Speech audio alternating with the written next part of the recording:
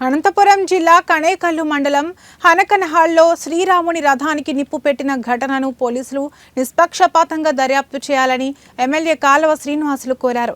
ఇందులో head constable Raghunatha Reddy పాత్ర ఉన్నట్లు అనుమానం ఉందన్నారు.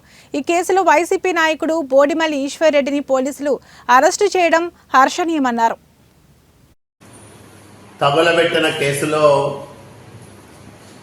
ప్రథమ ముద్దాయిగా అదే గ్రామానికి చెందిన వైసీపీ నాయకుడు బోడిమల్ల ఈశ్వర్ రెడ్డిని పోలీసులు గుర్తించి అరెస్టు చేయడం హర్షణీయం. ఒకరోజు వ్యవధిలోనే కేసులో ముద్దాయిని పట్టుకున్న పోలీసులను మనస్ఫూర్తిగా అభినందిస్తా ఉన్నాం. అదే సందర్భంలో దీనిపైన గ్రామస్తులు అనేక అనుమానాలు వ్యక్తం చేస్తూ ఉన్నారు. అందులో ప్రధానమైనది ఒక వ్యక్తి